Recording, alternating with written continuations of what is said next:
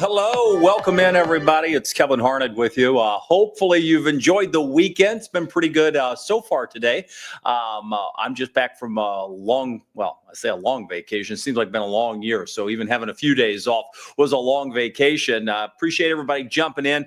We have a lot to talk about the week ahead. I'm going to go through sort of the forecast. We were interrupted this evening, so we didn't have a 6 o'clock newscast. So I'll give you the whole forecast here as we look ahead, and then we'll make whatever updates come our way within the next few hours in the data for the 11 o'clock show. So hopefully everybody has a chance to jump in and ask a few questions. We've got a little bit to talk about in terms of the weather, first up, we're going to talk about the opportunity to see the Northern Lights. If you're a space weather fan, you've been keeping up with the CME that ejected on the 30th. That reached its peak, it looked like, this morning. So the timing may be a little off, but the fact is, even throughout this afternoon and where we stand now, we're still seeing fluctuations, but they're still on the high side. So there is a chance. It's always a fairly low chance, but any chance we can get to see the Northern Lights this far south is a rare opportunity, and we have that for tonight. So hopefully some folks can jump in. In addition to that, the cicadas are running wild. Maybe you've heard those. Holy moly, if you have, just let us know. If the cicadas are bad in your neighborhood, pop up a 3. That's our favorite number here at Wave. So 3 if you've got cicadas. They ought to be everywhere. You know, they pop out of that ground when that temperature reaches in the mid 60s, and it seems like they are just taking over. Yeah, Amanda is like, hey, we've got them. She's not alone either. Scott's like 3333333. Yep. And they're everywhere. Anita chiming in. Tim, there's Sue, David, 3 from Cody. Oh, here's a rare one. None from Joanne in E-Town. That is rare. There's a 3 coming to us from Elk Creek. And here's one from Estelle saying, nothing here yet. But they're getting closer to my house, according to Blue.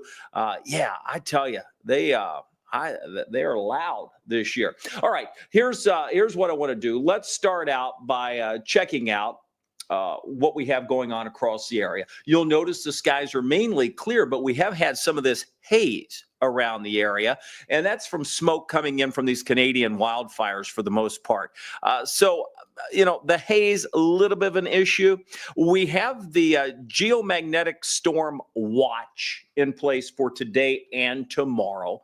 We've already reached G4 a couple of times today, and that's just the scale that the Space Weather Prediction Center uses.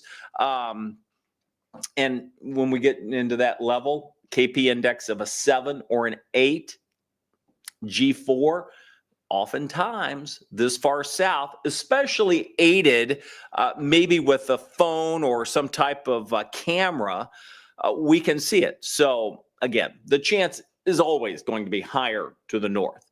But to have the chance at all this far south is still pretty special. So, and Blues chiming in, space weather is fascinating. Yeah, it really is. And frankly, it has nothing to do, for the most part, with the synoptic meteorology that we study, but because much like anything in space, you turn to the people that forecast, and that's us. So we try to keep up with it, but it's interesting.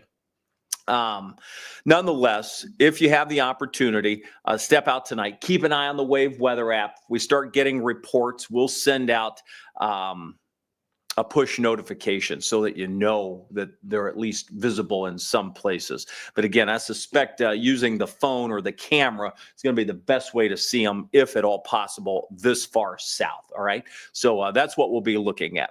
Farther north, pretty decent chance. All right. So that's our space weather. The northern lights possibly seen tonight. How about these temperatures? In the 70s today, northerly winds kicking in. That brought in the lower humidity. We're at 36 degrees on the dew point. Talk about a comfortable feel for today. I hope you had a chance to get outside and enjoy it. I saw a lot of people out enjoying the nice day today. So, yeah, it was pretty spectacular. When you look at what's happening right now, outside of a few clouds and a few storms across far eastern Kentucky, that's about all we've seen. And we've had very few clouds here, more smoke than anything. I'll zoom this out to our nationwide view. You can see the active weather sort of on both sides of us. There's a very small disturbance with a severe thunderstorm warning back across far north parts of eastern North Carolina, and then back out across the Rockies. There's unsettled weather there, as you'd expect, with that system pushing in. A number of severe thunderstorm warnings out there, but nothing too crazy. Now, as far as the surface wildfire smoke, you can see some of that streaming across the area. So if it looked a little hazy or milky or whatever you want to call the sky today, that was smoke coming in from some of those wildfires across Canada and the northern part of the U.S. You can see it is impacting some areas of the North Country with some poor air quality, unhealthy, in fact, in some locales. For us, as nice as this is, we're still in the good range. So we'll take that. Now, when you look at our temperatures for tomorrow, we're going to sort of move forward here. The weather starts this week dry and fairly tranquil. We have no problems Monday, Tuesday, Wednesday. By Thursday and Friday, Saturday into Sunday, we have a front that moves through. It sort of gets hung up. Oh, how many times have we said that this year? And that's going to be the focal point for showers, thunderstorms, and, severe weather. We can't rule that out, but it's a little tough to pinpoint at this point. The data's not in agreement on it. I'll show you what we're looking at. If it's going to happen, it's going to be either late Thursday or late Friday, or possibly both if the front hangs up and we just sort of get into this repetitive pattern. We'll see how that goes, but I'll point out what my latest thinking is here. Our temperatures tomorrow should be warmer than today. We'll go into the low 80s, upper 70s for some of you. There will still be some of this smoke across the area, so it's still not that bright blue sky. It's still a little on the hazy side, so expect that. And put this into motion, and you can see even as we go into early Monday morning, here's Monday by midday into the afternoon and now evening, we still maintain some of the smoke across parts of not just Kentucky, but the Ohio Valley in general. Our humidity starts out pleasant, and that's where we are today. But watch what happens as we build in through the day tomorrow. Yeah, still not bad. We'll push past that, and then the humidity starts to increase somewhat. So it will become a little more muggy as we go into late Tuesday and Wednesday, and consequently, we'll be bringing in a few more clouds, by especially Wednesday. Temperature is going to be warming up through then as well. We should go back into the mid to upper 80s. We previously had 90s in the forecast, but it looks like with some of that haze around, I lowered temperatures. We could hit a place or two in the mid 80s tomorrow. And I can't rule that out even in Louisville, but I think with some of the haze around, I pushed that temperature into the lower 80s. We'll see how that works out.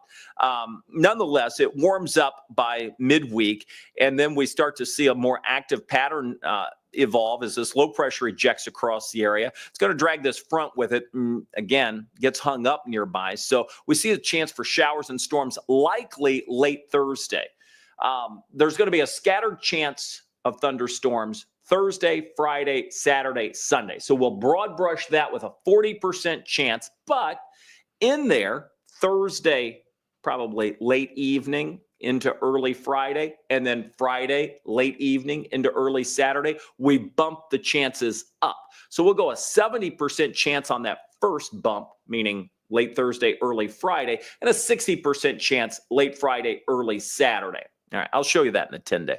But that's the latest thinking, is that we have sort of two spikes in the scattered storm chance time frame. And again, it's all related to this area of low pressure and the fronts that are nearby through that time. Can't rule out a strong storm, but again, the data is not in agreement. We don't have a ton of high resolution data in that time period. So we're looking late week. So there's very limited data to work with. Some of the AI learning data showing that there could be a few strong storms. And that's why we've noted that on here. Late Thursday night.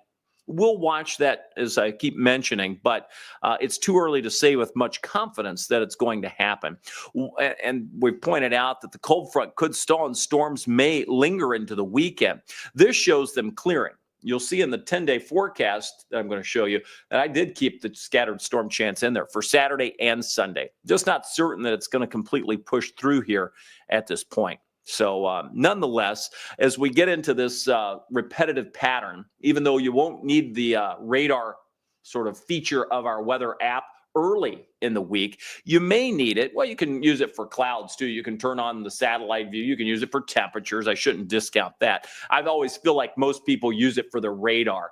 And I want to mention, anytime we have storms, just make sure when you're using that you're on the past. I know that seems a little wacky because it makes it seem like, well, that's past. I need what's happening now.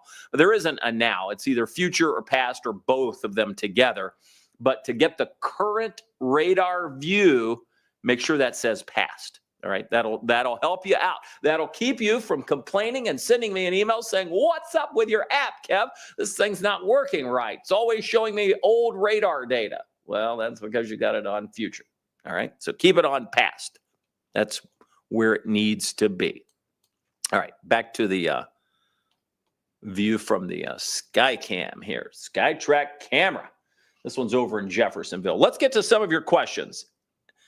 Yeah, Carrie's asking about the Horizon AI. We have been using that, and I did base heavily the 10-day forecast and those spikes on the Horizon AI data.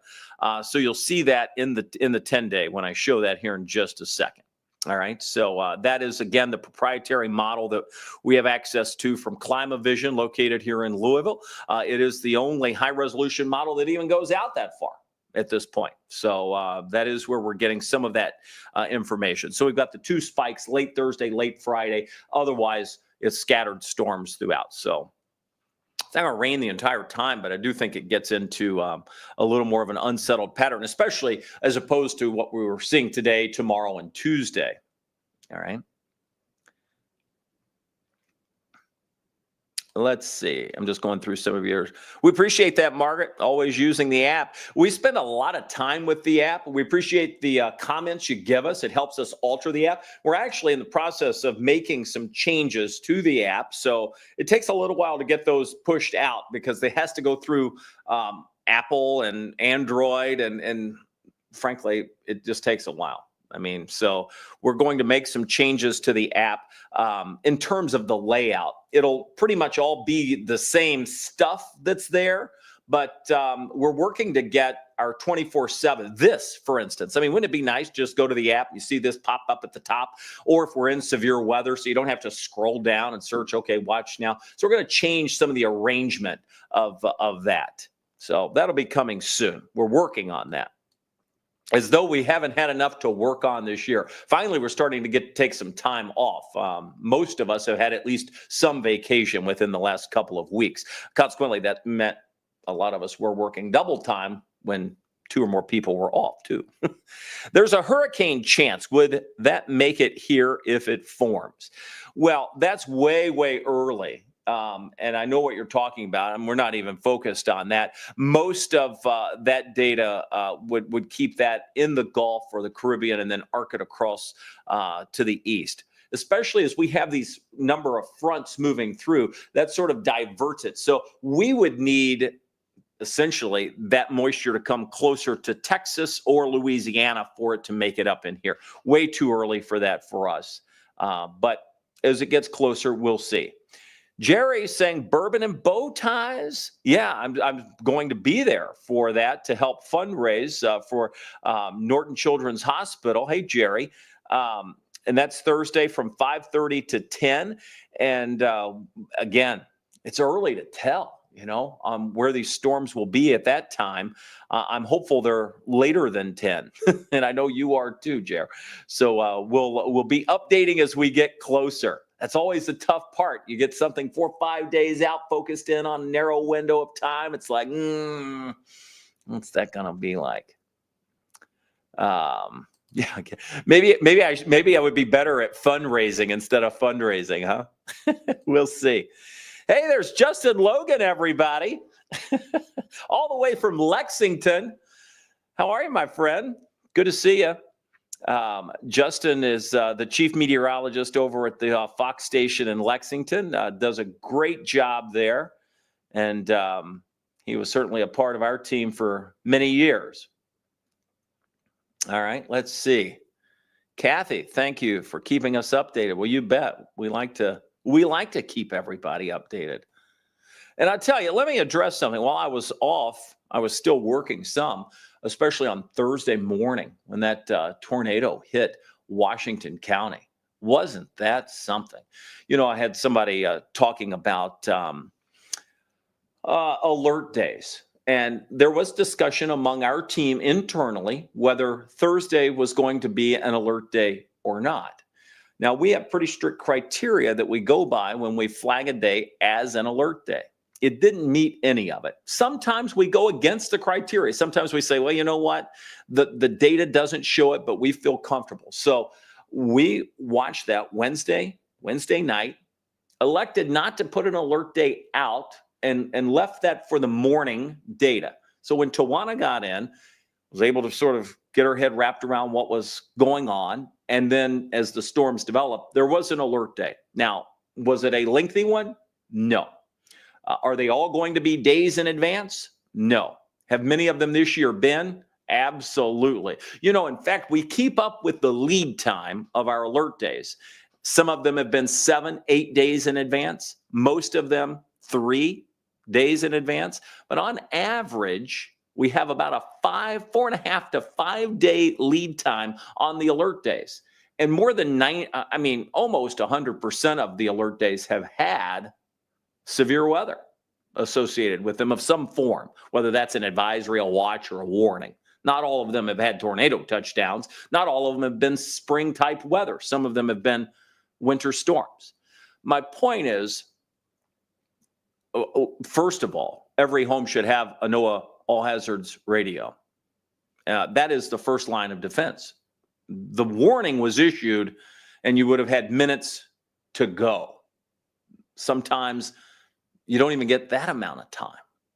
So just be prepared. And part of the preparedness is having a way to get the warnings. That's tough at 5, 6, 7 in the morning sometimes. So I feel terrible for the loss of life and the fatality that we had, those that were injured, and then, of course, the property damage that's occurred. What a year it's been. And that's close to home. Washington County is. I grew up in Nelson County, family in Marion County. That's a rough deal. But I just want everybody to hear that if you have the opportunity, get a NOAA weather radio. You can program it for just tornado warnings. If you don't want the severe thunderstorm warnings, the flood warnings, the hurricane warnings, the tsunami warnings, the watches, whatever else, it won't let you unprogram the tornado warning. And you can put it right down to your county. It's important. All right. I just wanted to say that. And Noodlehead saying that storm was 10 minutes from her in Perryville. Yeah, I mean, came right through there. So it was rough. And Shonda's saying, Ryan said there was a chance for a tornado in 4 counties, so it wasn't like no. Yeah, and that's right. I mean, we were focused on our southern counties, Hart, Greene, Taylor, and Adair. So we had been watching those counties. They were in a marginal risk from the Storm Prediction Center. That is the lowest. But, a lot of the data did point that there could have been a low-end tornado threat. So we were mentioning that. All right. Andre's on board here saying hello and right back at you, buddy. Appreciate the folks chiming in. Listen, we're coming up on 7:30. I'm not staying on a long time tonight. We talked about the northern lights. I gave you the forecast here. Let me queue up the 10-day, and I'll tell you what. I'm going to pop on the 10-day forecast here. It'll take me just a second to punch that up. While I'm doing that, just give me 30 seconds, and I'll have the 10-day when we come right back.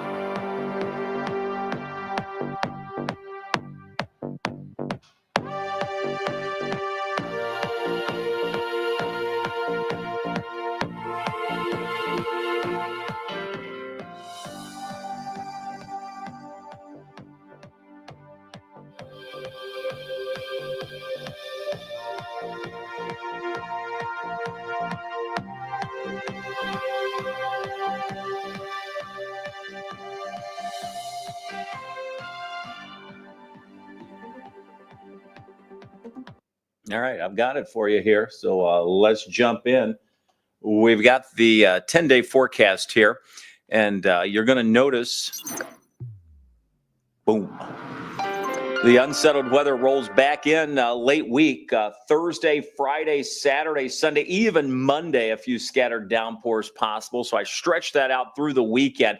There is far more uncertainty, obviously, as we get closer to the weekend. So I'm hopeful that we can really start to fine-tune that around Tuesday to determine if Saturday and Sunday really need to be in that scattered storm chance or not. But for now, again, late Thursday and late Friday. So if we were to break those days down, you'd see spikes in the rain chance Thursday night and Friday night. Otherwise, just sort of scattered downpours there. And that's a look at the 10-day. Highs are getting back closer to normal. Today was below average, and we'll be back in the 80s for the entire 10-day forecast. So if you're making plans, it is a little unsettled. Nothing new. Can't break out of this. It's like, come on. Not that I want a drought or anything like that, but it would be nice not to have to be sort of burdened with daily chances of thunderstorms, right? Am I the only one sick of thunderstorms? And I like storms. I prefer storms to, say, snow or extreme heat or cold weather. Like, I enjoy tracking and trying to forecast thunderstorms, but holy moly, enough's enough. All right. It's been interesting to see also how Tornado Alley, and a lot of people are talking about this because we've had such an active year of how Tornado Alley is moving toward the Midwest and into the Ohio Valley. And some of that data is true. I mean, they have had fewer tornadoes, certainly this year, from the traditional Tornado Alley. We'll put some maps together this week and be able to show you that. But we'll dive into some of the statistics. I've been working on some of that this evening. So we'll we'll mention that as our shows unfold this week. Kathy's saying, hey, the farmers need to mow the hay. Yeah, you're right. And it's tough to get in those fields if they're at all soggy. Paul's like, I'll just take the drought. Yeah, I'm not too far from you there. That causes a whole nother thing. Alicia says she's not only done with the storms, but those cicadas too. Yeah, between the cicadas and the bird nest that's like right in a tree by my bedroom window, I'm about to go bananas at about 5 or 6 a.m. every morning. I don't go to bed until really late either because I don't leave here until between 1 and 2 in the morning most mornings. It's like it's chirping between the cicadas and the birds. And I'm like, holy cow. Yeah, Kathy, tired of the rain. I hear you. I feel you. Crispy's like, you're not the only one considering moving out of Kentucky if this keeps up. Right? I hear you. Everybody fleeing the state. Are strong storms the same as severe storms? No, not really. I guess a severe storm could be considered strong, but a severe has its whole definition, right? Both in wind speed, hail size, and tornadoes. So, no, they're not exactly the same. Strong storms can be accompanied with, gusty winds, small hail, the potential for a lot of lightning. You don't get severe thunderstorm warnings issued because of lightning. Angela's saying cicadas, extreme weather, northern lights, hurricane season. Welcome to summer right here in the Ohio Valley. It all hits reset, then it comes back the next day, right? That is true. That is where we are. All right. Listen, we appreciate everybody jumping on, spending part of your Sunday evening here. There's still plenty of time to get outside. The Northern Lights, check it out. Last check, it was a G3. We were at a 4 earlier today. It still bounces, right? So this isn't something that's set in stone. It's not like it goes in one direction and then down. It fluctuates. So there's still that chance, albeit a low chance. There's still a chance to see the Northern Lights. If you see it, I hope you'll tell us. Whether you give us a phone call here at Wave or chime into our social streams, let us know. Fire off an email. That's always helpful. But whatever, if you have the chance to see the Northern Lights, we always say this in severe weather. We can have the most powerful radar. We can spend millions of dollars on technology, but there's one thing that's better than all of that. And that's what we call the ground truth. And that's a set of eyes. So if you have the chance and you see those Northern Lights, let us know. Same thing with any kind of weather. We need to know. We need to hear from you. You've got to do your part, right? We can't be the only ones talking about it if we don't know about it.